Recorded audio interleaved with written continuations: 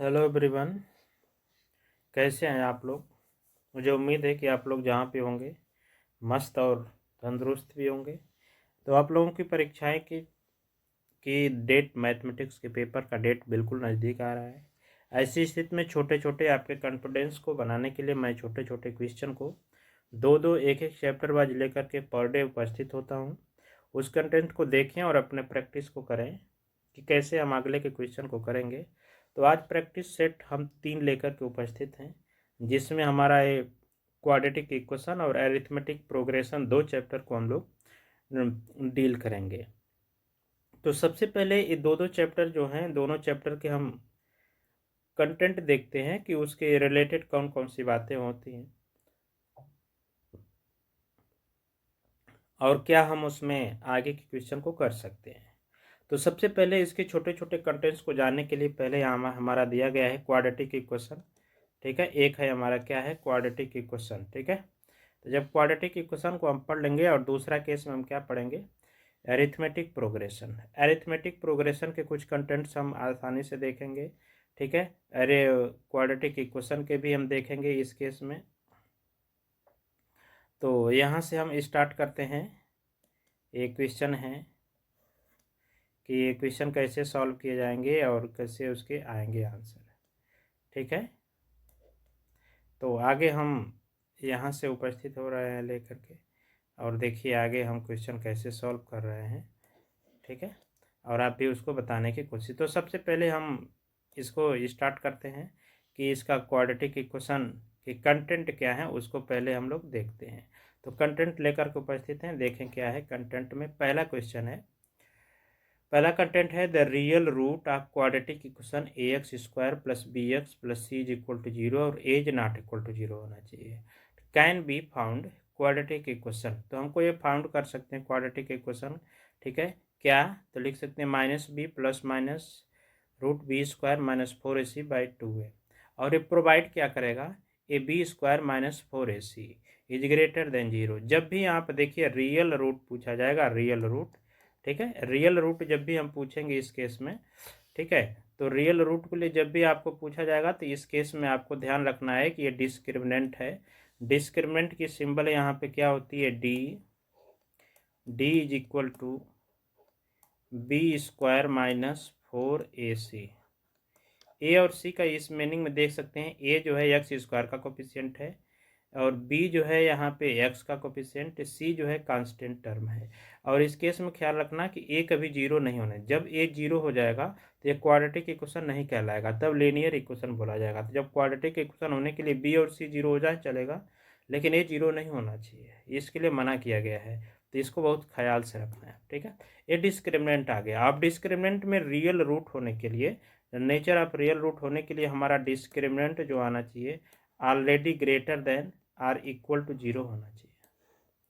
जब भी real root equation बोला जाएगा तो आप इसको सॉल्व करेंगे। ठीक है, अब इसी के साथ हम देखते हैं कि अगला कंटेंट, हम हर एक कंटेंट वाइज को लीनियर वाइज बना कर रखें, ज़्यादा डिटेल में नहीं पढ़ेंगे और बिल्कुल छोटे छोटे क्वेश्चन को स्टार्ट करते हैं। नेक्स्ट हमारा कंटेंट ये है कि alpha and beta are the root of the quadratic equation. जैसा कि मुझे पता है कि किसी भी क्वाड्रेटिक इक्वेशन के दो रूट हो सकते हैं, तो मैंने मान लिया अल्फा और बीटा है, तो इन दोनों रूट के sum of roots alpha plus beta minus b/a और अल्फा इंटू बीटा c/a, इसको पता है। ये आपका मेन इंपॉर्टेंट है। ठीक है, ये क्या है, मेन इंपॉर्टेंट है हमारा। ठीक है, यहाँ से ये पार्ट है, ये हमको जानना बिल्कुल ज़रूरी है कंटेंट में इस केस में। तो nature of the root quadratic equation a x square plus b x plus c is equal to zero and a is not equal to zero depend upon the value of D. ये D पे कह रहा है कि nature of root जो है सिर्फ D पर डिपेंड करते हैं। ठीक है, नेचर ऑफ रूट जो है किस पे डिपेंड करेंगे, सिर्फ डी पे। और डी क्या होना चाहिए, बी स्क्वायर माइनस 4ac, ये आनी चाहिए। ठीक है, which known as the discriminant of quadratic equation. इसको हम क्या बोलते हैं, इसको डिस्क्रिमिनेंट बोल सकते हैं। इसको हम क्या बोल सकते हैं, इसको डिस्क्रिमिनेंट हम बोलते हैं। तो ये डिस्क्रिमिनेंट है। ठीक है, डिस्क्रिमिनेंट का सिर्फ यही काम है क्या, कि नेचर ऑफ रूट को बताना कि वो नेचर ऑफ रूट क्या है। तो नेचर ऑफ रूट में हम यही चेक करते हैं, नेचर ऑफ रूट में ये सिर्फ हमको बताएगा नेचर ऑफ रूट में कि रूट जो है, ये रूट जो है, रूट हमारा कैसा है, रियल है, रियल है, ठीक है, इमेजिनरी है,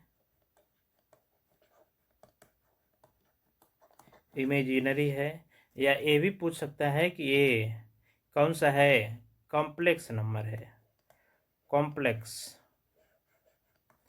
कॉम्प्लेक्स नंबर, ठीक है। तो कॉम्प्लेक्स नंबर में ये तीनों है। तो हमारे सिलेबस में सिर्फ आपके ए है और ए है, रियल नंबर और इमेजिनरी होने के लिए। तो रियल नंबर और इमेजिनरी होने के लिए हमारा डी की वैल्यू हमेशा क्या होना चाहिए, डी हमारा क्या आना चाहिए, already greater than or equal to 0 होना चाहिए। और डी यदि हमारा लेस देन नेगेटिव आ रहा है तो इस केस में हमारा इमेजिनरी आ जाएगा या कॉम्प्लेक्स नंबर आ सकता है इस केस में, ठीक है। तो रियल नंबर में ये सब आ जाएंगे, ठीक है। तो ये इमेजिनरी होने के लिए एक कंडीशन और रियल नंबर होने के लिए ए, कॉम्प्लेक्स नंबर में भी ये दोनों आते हैं, तो इस बात का ख्याल रखना। अब हम इसके साथ आगे वाले पार्ट को लेकर चलते हैं कि अब नेचर ऑफ रूट को कैसे पहचानेंगे, तो वो कंटेंट क्या है वो देखते हैं। ये है हमारा कंटेंट। अगला है कि nature of the root of quadratic equation a x square plus b x plus c is equal to 0, a is equal to not 0। बार बार ये बोला जा रहा है। तो depend upon the value of D, ये डी पर डिपेंड करते हैं और डी क्या है, इतना है, नोन डिस्क्रिमिनेंट, ठीक है। अब देखिए ये मेन यहाँ से कंडीशन, ठीक है, ये मेन हमारा कंडीशन आनी चाहिए इस केस में, यहाँ पे ये हमको पढ़ने, ये आपको सबको तैयार होना चाहिए। तो नेचर ऑफ रूट से क्वेश्चन कहीं से पूछा जाएगा तो पता कर सकते हैं। इक्वेशन का प्रोफार्मा ये रहेगा, टू डिस्टिंक्ट, मतलब दोनों इस क्वाड्रेटिक इक्वेशन का यदि पावर 2 बना दिया है तो पावर 2 से 2 डिस्टिंक्ट रियल रूट होंगे, दोनों रूट अलग अलग होंगे और रियल होंगे। तो उसकी पहचान क्या होनी चाहिए कि डी इज ऑलवेज पॉजिटिव, क्या होना चाहिए यहाँ पे, डी, हाँ डी हमारा क्या होना चाहिए, always greater than 0, implies that, अर्थात बी स्क्वायर माइनस 4ac, ए क्या होना चाहिए, ए भी ग्रेटर देन 0। इसी को कुछ लोग ऐसे लिखते हैं कि b square equal to 4ac, b square equal to 4ac आ जाए। इसी का लिखने का प्रोफार्मा है कि इस केस में दोनों रूट जो हैं अलग अलग होंगे, डिस्टिंक्ट अलग अलग होंगे, एक जैसा नहीं होंगे, और दोनों रियल होंगे। दूसरे केस में टू रूट्स इक्वल रूट कब होंगे, दोनों रूट इक्वल कब हो जाएंगे, तो इक्वल होने के लिए यहाँ पे देखिए बी स्क्वायर, यहाँ पे ए गलत लिखा जाए, इसे यहाँ पे लिखेंगे रियल में, ठीक है, ऐसे लिखा जाएगा। अब डी इक्वल होने के लिए डी हमारा क्या बन जाना चाहिए, 0। जब दोनों रूट इक्वल हैं तो इम्प्लाई दैट हम यहाँ पे कहेंगे कि b square minus 4ac is equal to 0। तो हम इसी को राइट कर सकते हैं, बी की वैल्यू 4ac के इक्वल आनी चाहिए, बी की वैल्यू 4ac के इक्वल आनी चाहिए, ठीक है। एक और केस इसमें लगता है कि quadratic equation having alpha and beta its roots, किसी भी क्वाड्रेटिक इक्वेशन के दो रूट्स अल्फा और बीटा होते हैं तो उस इक्वेशन को ऐसे लिखा जाएगा कि इक्वेशन कैसे, इक्वेशन फॉर्मेशन का रूल है कि यदि जीरोज दे दिए जाएं या रूट्स दे दिए जाएं क्वाड्रेटिक इक्वेशन के, तो यहाँ पे sum of zero, sum of roots और प्रोडक्ट्स ऑफ रूट, ख्याल रखिएगा आगे माइनस लिखा गया है, एक्स का मल्टीप्लाई होना चाहिए और इक्वलिटी 0 होना चाहिए। तो ये आपको होना चाहिए। तो ये सिम्बोलिकल फॉर्म में, ये वर्ड प्रॉब्लम, वर्ड के थ्योरेटिकल फॉर्म में, दोनों को ख्याल रखना। तो इन सब बातों को ध्यान रखते हुए हम अगले कंटेंट को लेकर चलते हैं कि अगला कंटेंट क्या हो सकता है। अगला है, अब हम एक क्वेश्चन लेकर के प्रैक्टिस होंगे, ठीक है। अब क्वेश्चन देखिए, अभी अभी जस्ट ही हमारा मिल गया कि क्वेश्चन क्या है, ठीक है। क्वेश्चन ये बता रहा है कि यहाँ पे क्वाड्रेटिक इक्वेशन है हुज रूट्स आर इतना एंड इतना, ये दोनों रियल रूट्स हैं, ठीक है। तब फाइंड क्वाड्रेटिक इक्वेशन, अभी अभी हमको पता चला है कि ये दोनों रूट्स क्या हैं, ए आपका अल्फा हो गया, ए बीटा। तो हम यहाँ पे लिखेंगे alpha equal to 2 plus 2 plus √3 और बीटा इज इक्वल टू दे रखा है 2 माइनस √3। तो इस केस में इक्वेशन बनाने के लिए हमको क्या करना है, इन दोनों को ऐड करना होगा। तो अल्फा प्लस बीटा यदि हम निकाल लेंगे, अल्फा प्लस बीटा, ठीक है, तो इन दोनों को ऐड करेंगे तो ये इससे आपका कैंसिल आउट हो जाएगा। जब कैंसिल आउट हो जाएगा तो सिर्फ बचेगा 4, इन दोनों को ऐड करेंगे और अल्फा इंटू बीटा यूज करेंगे, अल्फा इंटू बीटा दोनों का मल्टीप्लाई। तो थोड़ा सा यहाँ पर हम डिटेल में जाने की कोशिश कर रहे हैं। एक ब्रैकेट में 2 प्लस √3, ठीक है, और सेकंड ब्रैकेट में आएगा 2 माइनस √3। तो एक ब्रैकेट में प्लस है, एक ब्रैकेट में माइनस है, तो हमारा एक आइडेंटिटी यूज हो जाएगी, स्क्वायरिंग एंड डिफरेंस, 2 का स्क्वायर माइनस √3 के स्क्वायर। तो 2 का स्क्वायर 4 हो जाएगा और √3 का स्क्वायर केवल 3 हो जाएगा, तो अल्फा इंटू बीटा 1 आ जाएगा। अब क्वाड्रेटिक इक्वेशन क्या बनेगा, अब ये भी लिखा गया था x square minus in bracket में अल्फा प्लस बीटा एक्स, अब फिर प्लस हो जाएगा अल्फा इंटू बीटा, ठीक है, इक्वल टू 0। अब यहीं पे वैल्यू पुट कर दीजिए और मैच कर लीजिए क्या आंसर आना चाहिए। एक्स स्क्वायर फिर माइनस अल्फा इंटू बीटा की वैल्यू यहाँ पे देखें 4 है, तो यहाँ पे लिखेंगे 4x, अल्फा प्लस बीटा की वैल्यू अभी आई है 1 इज इक्वल टू 0। इस तरह से हम पहचानेंगे तुरंत और ऑप्शन लगाएंगे, आगे बढ़ेंगे। ठीक है, तो देखें कौन है, यहाँ पे दे रखा है x square minus 4x plus 1, तो पहला ऑप्शन हमारा सही माना जाएगा। ठीक है, इसी के साथ हम देखते हैं, जो उम्मीद है कि आप लोगों को समझ में आ रहे होंगे। एक अगला क्वेश्चन देखते हैं, ये क्या है। इसको सबसे पहले इस क्वेश्चन को आप करिए और देखिए, मैं वेट करता हूँ कि ये क्वेश्चन कितने लोग बना पा रहे हैं। बनाएं। क्वेश्चन दे रखा है कि if one root of equation ax square plus bx plus c is equal to 0 is 3 times, ठीक है, इज 3 टाइम्स द अदर। कह रहे एक रूट दूसरे रूट का 3 टाइम्स है, तो इस केस में कौन सा कंडीशन सही हो सकता है। यहाँ पे देखें कौन सा कंडीशन इसमें सही बना रखा है कि एक रूट जो है वन रूट ऑफ दिस इस इक्वेशन का एक रूट दूसरे रूट का 3 टाइम है। तो इसको सॉल्व करके बताएं कौन सा ऑप्शन है, कमेंट बॉक्स में जरूर छोड़ दें कि कौन सा ऑप्शन आ सकता है। ठीक है, तो हम यहाँ पे इसको सोल्यूशन करने के लिए यहाँ पे लेट क्या करेंगे, इस इक्वेशन को हम राइट कर लेंगे लेट, ठीक है, alpha and beta is root of equation. ठीक है, अब कंडीशन में कह रहा है कि वन जो है दूसरे का क्या है, ठीक है, 3 टाइम्स है, तो अल्फा इज इक्वल टू 3 क्या आ जाएगा, बीटा, ये आपका हो जाएगा। एक आपका कंडीशन दे रखा है।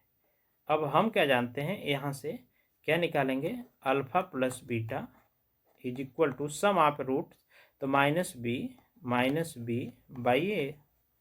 ठीक, और इसी के साथ यहाँ पे एक बात और देखेंगे, अल्फा इंटू बीटा हम यूज कर देंगे, अल्फा इंटू बीटा लिखेंगे तो c by a, product constant term by coefficient of x square, इतना लिखेंगे। अब दोनों की जगह पे अल्फा बीटा यूज करेंगे, तो जहाँ पे अल्फा है वहाँ 3 बीटा यूज कर देता हूँ, जहाँ पे अल्फा है वहाँ पे हम 3 बीटा यूज करता हूँ, तो यहाँ पे लिखेंगे यूज कर देंगे 3 beta plus beta is equal to minus b by a, आ गया। अब इसको हम सॉल्व करेंगे तो आएगा 4 beta is equal to minus b by a. ठीक है, यहाँ पर अब देखते हैं इस केस में अल्फा की वैल्यू रख दीजिए 3 बीटा, ठीक है, a into beta is equal to c by a, इतना आ गया। तो हम लिख सकते हैं 3 beta square is equal to c by a. अब हम क्या करेंगे, यहाँ पे इस दोनों में हम यहाँ का रूट इसको हटाने की कोशिश करेंगे। जैसे हम इसको हटाएंगे तो ये 3 यहाँ पर आ जाएगा, 3 का हम इसमें मल्टीप्लाई कर देंगे, यहाँ पे ए में 3 में मल्टीप्लाई कर देंगे, तो क्या बन जाएगा, beta is equal to c by 3a। अब यहाँ पे बीटा है, यहाँ पे बीटा है, हमको कुछ भी करके यहाँ से इसको हटाने हैं, तो बीटा की वैल्यू हम यहाँ से तुरंत लिख लेंगे कि बीटा की वैल्यू क्या आ जाएगी, डिवाइड कर दीजिएंगे, तो बीटा की वैल्यू हम यहाँ पे लिख सकते हैं क्या, रूट में लिखेंगे c बाई 3a। अब इसमें बीटा और ए भी बीटा है, इस बीटा की वैल्यू यहाँ पर √3/6, तो यहाँ पर ला करके पुट कर देंगे, आंसर हमारा बन जाएगा यहाँ पे 4, ठीक है, 4 इंटू, ठीक है, 4 इंटू रूट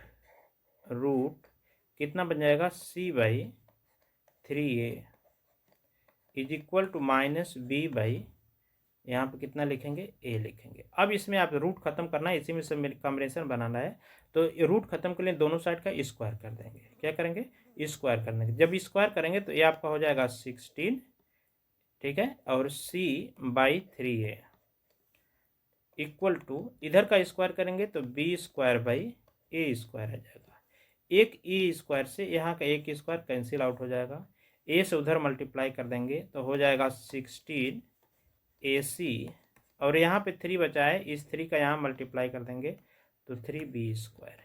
अब ए ऑप्शन देखिए कहाँ है, 3b² is equal to 4ac, 3b² is equal to 4ac, देखें ये कहाँ पर दिया गया है, ठीक है। तो 3b² is equal to ac, देखें यहाँ पर दिया है 3b² is equal to ac, तो ये ऑप्शन नंबर है, ऑप्शन सही कर लेंगे, ठीक है। तो इसको आपको करने के लिए थोड़ा सा आप लोग जल्दी करेंगे, हमने यहाँ पे सिंप्लीकेशन में आपको समझने के लिए इतना लिख दिया, लेकिन यदि आपकी कैपेसिटी है तो आगे जल्दी से सिंप्लीफाई करके टिक लगा के आगे बढ़ते हैं, ठीक है। तो अब देखते हैं अगला क्वेश्चन क्या है। एक ये भी क्वेश्चन है, इफ यहाँ पर दे रखा है if -1/2 is the root of the equation x² - kx - 5/4 is equal to 0, then the value of k की वैल्यू क्या है। कह रहा है एक रूट इसका इतना दे रखा है, ठीक है, और के की वैल्यू पूछा जा रहा है। तो कुछ नहीं, हम यहाँ पे सॉल्व करेंगे कि के की वैल्यू क्या आना चाहिए, ठीक है। तो वैल्यू आप दे, तो इस केस में हम यहाँ पे देखेंगे कि यहाँ पे क्या आना चाहिए। तो अल्फ़ा की वैल्यू यहाँ पर दे रखा है, गिवन है, अल्फ़ा की वैल्यू -1/2 भी रख सकते हैं, और नहीं तो यदि कोई भी रूट्स एक दे दिया है तो यह अल्फ़ा की वैल्यू इस इक्वेशन को एग्जिस्ट करेगा, ठीक है। तो इक्वेशन हमारा क्या बन जाएगा, x² - kx, ठीक है, -5/4 इज इक्वल टू 0। के की वैल्यू फाइंड करना है, तो कुछ नहीं, यह वैल्यू इसको एग्जिस्ट करेगी, तो x की वैल्यू यहाँ पे पुट कर देंगे, अल्फ़ा की वैल्यू यहाँ पे पुट कर देंगे, तो क्या आ जाएगा, -1/2 के whole square is equal to k into -1/2 equal to -5/4 is equal to 0। K की वैल्यू फाइंड करना है, के की वैल्यू फाइंड करना है, तो के की वैल्यू फाइंड करने के लिए हम इसको सिंप्लीफाई करेंगे। ए आएगा 1/4 माइनस ए माइनस और ए माइनस दोनों माइनस करेंगे तो प्लस हो जाएगा, k/2 इज इक्वल टू 5/4, इतना आ गया। हम माइनस को इसको ट्रांसफर करिए राइट हैंड साइड, प्लस हो जाए। अब इसको क्या करेंगे, दोनों को हम इसको इधर ट्रांसफ़र कर देंगे, ठीक है, और आंसर आ जाएगा हमारा क्या, k/2 इज इक्वल टू 5/4 - 1/4। इसको सॉल्व करेंगे तो 5 - 1/4, फिर सॉल्व करेंगे तो 4/4 आ जाएगा, ठीक है। तो k/2 इज इक्वल टू 1 आ जाएगा, ये दोनों कट करके यहाँ से, ये भी इससे कट करके 1 आ जाएंगे, ठीक है। तो यहाँ से सिंपल सी बात है, के की वैल्यू क्या निकल करके आ जाएगी, 2। तो इस तरह से हमारा आंसर आ गया, वेरी इजी। ये सारे क्वेश्चन 2023 में पूछे गए थे, ठीक है, 2023 में पूछे गए हैं, ठीक है। तो उस क्वेश्चन को मैं सेलेक्ट किया हूँ, ठीक है प्यारे साथियों, समझ में आ रहा है। तो अगला क्वेश्चन अटेंड करते हैं और इस क्वेश्चन का आंसर बताएं कि क्या आएगा।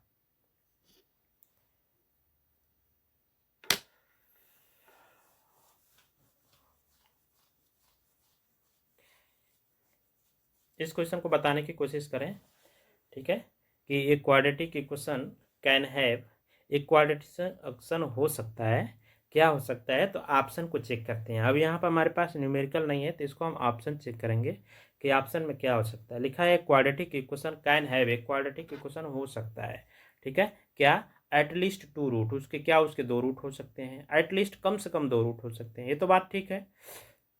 लेकिन एक बात 2 है, लेकिन एटलीस्ट लगा करके आगे काम बिगाड़ दे रहा है, एटलीस्ट लगा करके, ठीक है। तो एटलीस्ट लगा दे रहा है इस केस में, तो हम इसको हटा देंगे, एक क्वेश्चन हो नहीं सकता, एटलीस्ट की वजह से ये गड़बड़ माना जाएगा। एटलीस्ट, एटमोस्ट भी दे दिया है, एटमोस्ट अधिकतम कह रहा है कि 2, तो इसका मतलब कम भी हो सकते हैं, ठीक है, ये भी है, तो एक कम भी नहीं पॉसिबल है। एग्जैक्टली 2, ना तो कम ना तो अधिक, एग्जैक्टली, ये आंसर सही है, ठीक है। यदि ये आंसर नहीं रहता तो हम इस पे आंसर ले लेते हैं, ठीक है। यहाँ पर एटलीस्ट कम से कम 2 इसमें दे दिया है, तो इसका मतलब ये बता रहा है, इसका मीनिंग ये भी हो सकता है 2 से अधिक भी हो सकते हैं, ठीक है। तो इसलिए ऑप्शन नहीं है माना जाएगा। एटमोस्ट मतलब अधिकतम 2, तो इसका मतलब कम भी हो सकता है, और किसी भी क्वाड्रेटिक इक्वेशन के कम से कम 2 रूट होते हैं, तो एग्जैक्टली 2, मैक्सिमम 2, ना तो 2 से कम 2 से अधिक, ठीक है। तो ये हमारा ऑप्शन सही हो जाएगा, ठीक है। एनी नंबर इसका कोई मतलब नहीं है, ठीक है। तो आगे हम देखते हैं कि अगला क्वेश्चन हमारा क्या है, तो उसको देखते हैं। अब देखें, इस इक्वेशन को सॉल्व करें और बताएं कि ये इक्वेशन क्या आएगा। वेरी सिंपल है, यहाँ पे लिखा है if ax plus ax² plus bx plus c is equal to 0 has equal root, then तब c क्या हो सकता है। ये दोनों की वैल्यू क्या हो सकता है, यहाँ पे बता रहा है कि इक्वल रूट्स हैं, और इक्वल रूट्स की मैंने कंडीशन बताया था, तो कह रहा है कि c की वैल्यू क्या बन के आ जाएगी, c की वैल्यू हमारी क्या बन करके आ सकती है। तो कुछ नहीं, हम यहाँ पे सिंपल सी बात जानते हैं कि यदि इक्वल रूट के बारे में कुछ पूछे तो सीधी सी बात है, इक्वल रूट जब भी बोले तो डी की वैल्यू क्या आ जाएगी, डिस्क्रिमिनेंट हमारा 0। इस केस में फार्मूला भी वही है, तो b square is equal to 4ac। किसकी वैल्यू पूछा है, सी को, तो सी के पास से जितने हैं लोग उसको हटा दीजिए, तो सी की वैल्यू हमारे निकल कर आ जाएगी बी स्क्वायर बाई 4a। कहीं पे आंसर दिया है तो इस पर हम टिक लगाएंगे और आगे बढ़ेंगे। इस तरह से टाइम हमको बचानी है, तो ध्यान दें, आप माइनस प्लस के चक्कर में नहीं जाएंगे, आप अपना सोल्यूशन टिक काम करेंगे और लगाएंगे, तो ये आपका आंसर हमारा सही माना जाएगा। ठीक है, ये आपका आंसर सही है। ठीक है, आगे का क्वेश्चन देखते हैं। अगला क्वेश्चन हमारा क्या है, अगला क्वेश्चन है कि if the sum and product of the zero root equation इतना, ठीक है, k x square plus 6x plus k is equal to 0, ठीक है, आर इक्वल है। कह रहा है कि दो sum and product of roots of equation इतना आर इक्वल है, तो कह रहे के की वैल्यू क्या है। तो सबसे पहले हम जो इक्वेशन दिया गया है, ठीक है, यहाँ से हम बना लें कि इक्वेशन क्या है। तो इक्वेशन दे रखा है हमारा, क्या है इक्वेशन दे रखा है k x square plus 6x plus 4k equal to 0।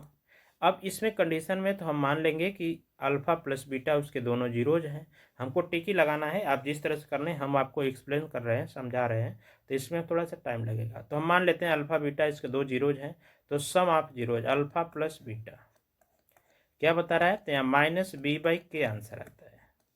ठीक है, this is equation number 1। Product कर सकते हैं तो alpha into beta is equal to 4k by k, इतना दे रखा है 4k बाई के। ठीक है, तो हम चाहें तो इस के को कैंसिल कर सकते हैं, तो ये आंसर आ जाएगा 4k।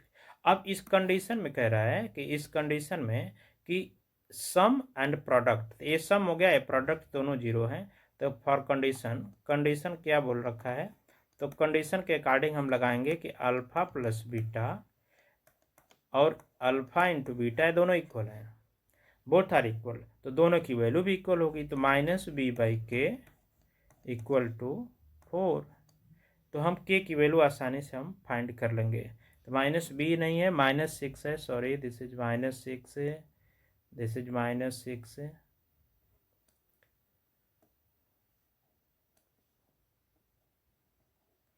ये 6 है।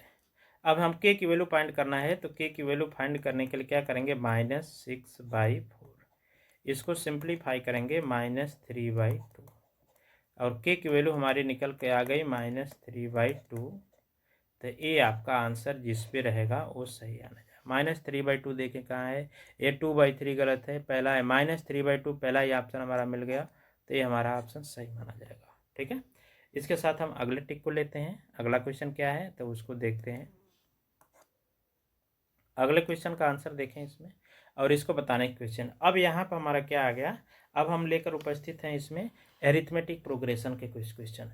अरिथमेटिक प्रोग्रेशन के क्वेश्चन में हमको आने चाहिए कि यदि एपी है तो किसी भी दिए गए सीक्वेंस जो दिए रहते हैं, और यदि सभी टर्म के टू कॉन्सिक्यूटिव टर्म का कॉमन डिफरेंस यदि सेम है, तो हम क्या कर सकते हैं, वो सीक्वेंस जो होता है कॉमन डिफरेंस और एपी में माना जाता है।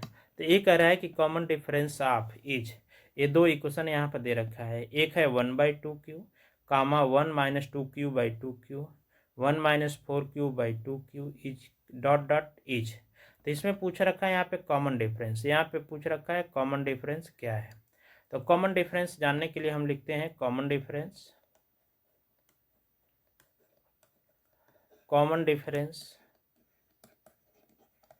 डिफरेंस फाइंड करने के लिए क्या कर सकते हैं, हम क्या लिखेंगे, T2 माइनस T1, ये आनी चाहिए कॉमन डिफरेंस। तो अगले वाले टर्म ये आपका हो जाएगा T1, ये आपका हो जाएगा T2, ये आपके हो जाएंगे T3 डॉट डॉट ऐसे। तो T2 माइनस T1 को कॉमन डिफरेंस निकाल लेंगे, देखेंगे क्या आंसर आ रहा है।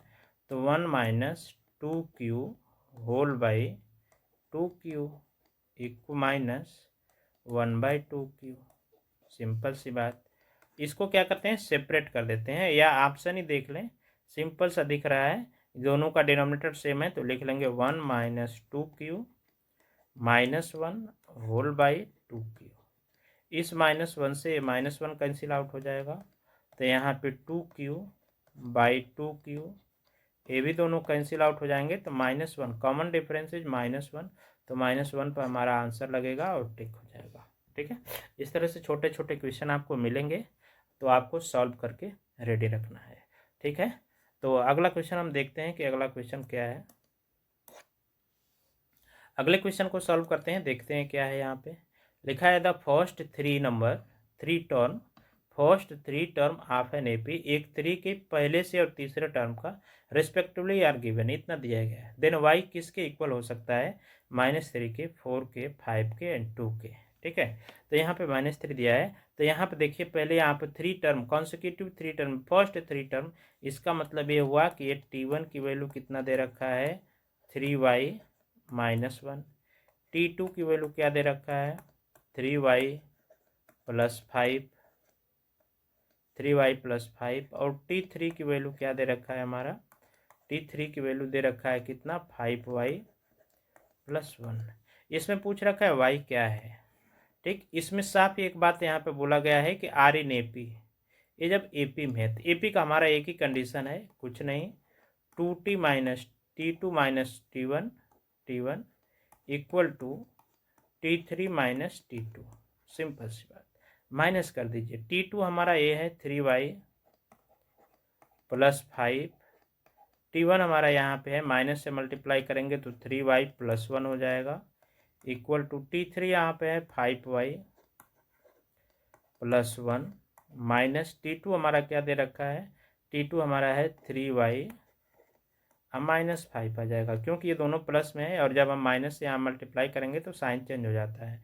इसको चेंज कर दें, यहाँ पे देखें 3y, यहाँ से 3y भी हो गया, ये 3y कैंसिल आउट, दोनों का साइन सेम है, 5 1 6 आ जाएगा।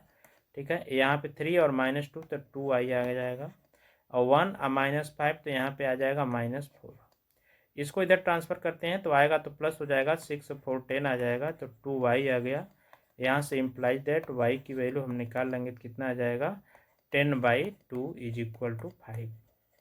तो y की वैल्यू हमारी क्या निकल के आ गई? 5। तो 5 जहाँ पे y की वैल्यू हो सकती है उसको आंसर दे देंगे। तो y की वैल्यू देखें यहाँ पे C है, यहाँ पे ये ऑप्शन सही माना जाएगा। ठीक है, तो y की वैल्यू 5 आ जाएगी। ठीक है, तो इस तरह से हम क्वेश्चन को सॉल्व करेंगे और आगे देखते हैं। ठीक है, अगला क्वेश्चन हम देखते हैं कि ये क्या है।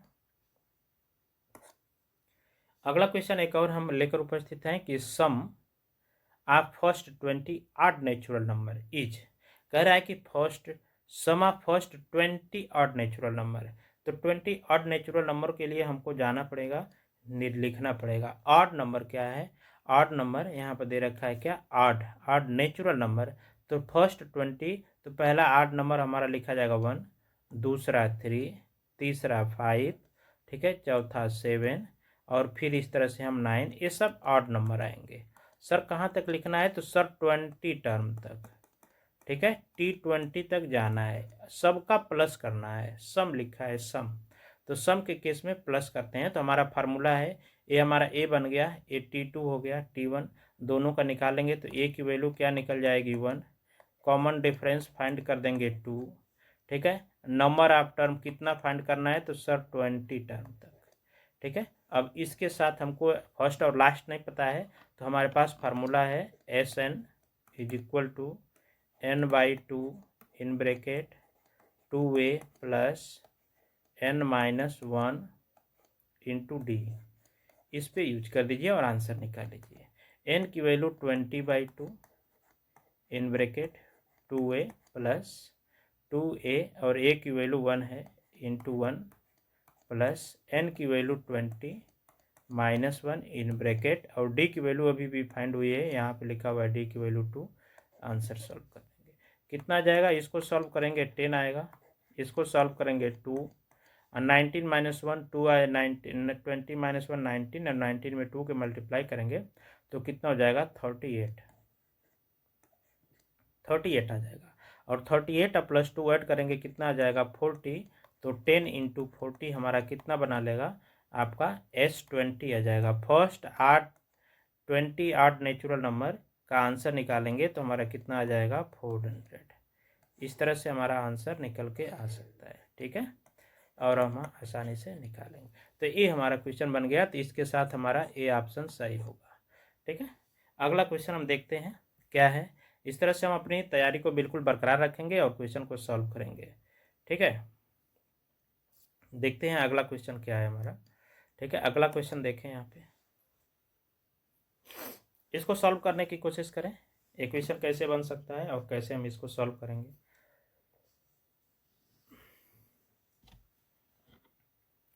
और जल्दी से इसका आंसर बताएं कि इसके आंसर क्या हो सकते हैं। कमेंट बॉक्स में ज़रूर राइट करें। मेरे क्वेश्चन को समझाने से पहले, बताने से पहले आपके कमेंट बॉक्स में आंसर आने चाहिए।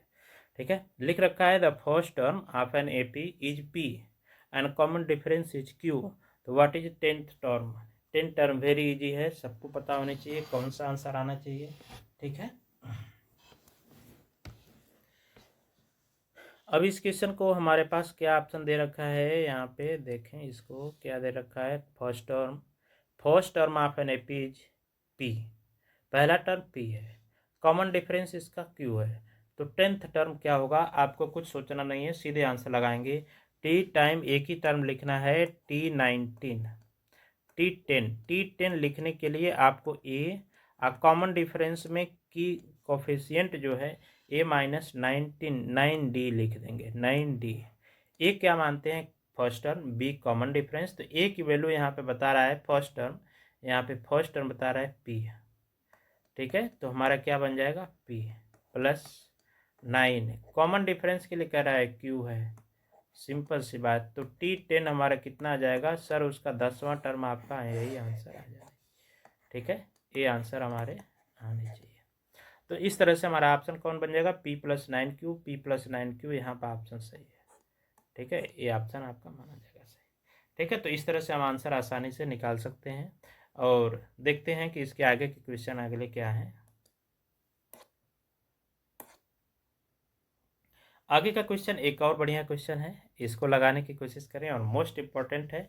एक क्वेश्चन हमारा पूछा गया है 2013 में क्वेश्चन पूछा गया है। ठीक है, तो इसको आप सॉल्व करें और देखें, बताएं क्या है। लिख रखा है यहाँ पे, to the next term of an AP इतना इतना इतना। तो इसके आगे वाला टर्म क्या है, इसके आगे वाला टर्म पूछ रखा है, क्या होना चाहिए। ठीक है, इसको हम कैसे सॉल्व कर सकते हैं यहाँ पे। ठीक है, इसको हम आगे का टर्म कैसे सॉल्व कर सकते हैं। तो मुझे यहाँ पे एक चीज़ दिख रही है, एक देख सकते हैं दोनों को कॉमन, तो थोड़ा सा सिंप्लीफिकेशन। तो आप पहले आंसर कमेंट्स बॉक्स में दें, A B C D कौन आंसर सही है, फिर हम इसको एक्सप्लेन करते हैं। सबसे पहले आपको कॉमन डिफरेंस ढूंढना, पहले ही यहाँ पर बोल दिया गया है AP है तो इसका मतलब कुछ कॉमन डिफरेंस होना चाहिए, और कुछ जब कॉमन डिफरेंस है तो वो आपको पता होना चाहिए। ठीक है, T1 की वैल्यू दे रखा है, T1 हमारा कितना है, √6। T2 दे रखा है, T2 हमारा दे रखा है कितना है, √24।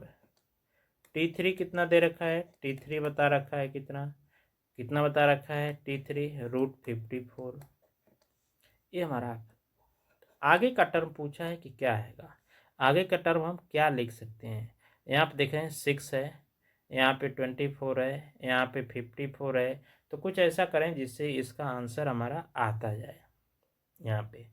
ठीक है, तो इसमें हम 6 को लिख सकते हैं √6 × 1।